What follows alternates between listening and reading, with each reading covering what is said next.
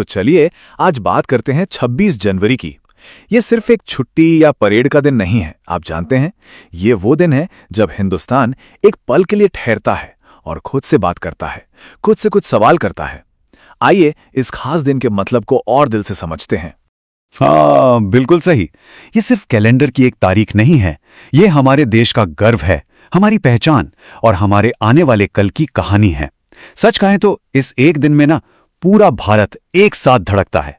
जरा सोच कर देखिए, कल्पना कीजिए, सदियों की गुलामी के बाद एक देश अपने पैरों पर खड़ा होता है और पूरी दुनिया से कहता है, अब हमारे फैसले हम खुद करेंगे, हमारे नियम हम खुद बनाएंगे।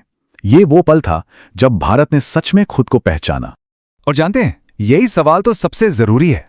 ये दिन सिर्फ इतिहास को याद करने का नहीं है, बल्कि ये सोचने का भी है कि हम और आप आज अपने देश के लिए क्या कर रहे हैं। तो चलिए सबसे पहले उस नींव की बात करते हैं जिस पर हमारा देश, हमारा गणतंत्र टिका हुआ है, और वो नींव है हमारा संविधान। देखिए, ये सिर्फ एक किताब नहीं है, बल्कि ये 140 करोड़ लोगों की एक आवाज है। और पता है, इस फर्क को समझना बहुत जरूरी है। 1947 में हमें अंग्रेजों से आजादी तो मिल गई, लेकिन 1950 में हमें अपनी आवाज मिली। वो आवाज जिससे हम दुनिया को बता पाएं कि हम कौन हैं और हम क्या चाहते हैं। देखिए, हमारा संविधान सिर्फ कोई कानूनी किताब नहीं है, ये तो देश का अपने हर एक नागरिक से किया गया एक वादा है। बराबरी का वादा, इंसाफ का वादा और सम्मान से जीने का वादा। और उस एक दिन ने सब कुछ बदल कर रख दिया। ये तय हो गया कि अब कोई राजा या रानी नहीं होगा, सत्ता सीधे जनता के हाथ में होगी, कोई विदेशी हुक्म नहीं चलेगा, और सबसे बड़ी बात, हर एक आम इंसान की गिनती होगी, हर एक वोट की कीमत होगी, हर एक आवाज का महत्व होगा। और यही तो इसकी सबसे बड़ी खूबसूरती है कि ये सिर्फ नियमों की किताब नहीं है, बल्कि एक रोशनी की तरह है। जब भी देश के सामने कोई मुश्किल आती है ना, तो यही संविधान हमें सही रास्ता दिखाता है। तो चलिए अब जरा अतीत से निकलकर आज में आते हैं और देखते हैं कि आज का भारत किस रफ्तार से आगे बढ़ रहा है। हमारे सपने अब जमीन तक ही नहीं रहे, हमने तो आसमान को चीरकर चांद पर भी अपनी छाप छोड़ दी है। हम सिर्फ टेक्नोलॉजी इस्तेमाल नहीं कर रहे हैं, हम बना रहे हैं। आज भारत के नौजवान अपनी काबिलियत से पूरी दुनिया में देश का नाम रोशन कर रहे हैं। और हाँ, ये सब कोई जादू नहीं है, ये करोड़ों भारतीयों की दिन रात की मेहनत का नतीजा है।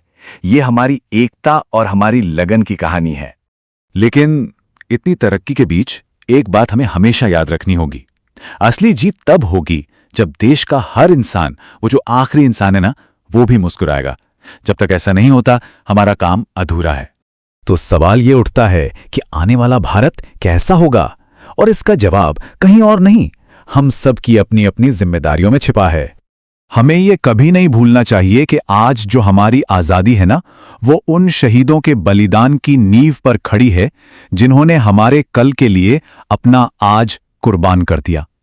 उनके सपनों का भारत बनाना, यही हमारी सबसे बड़ी जिम्मेदारी है।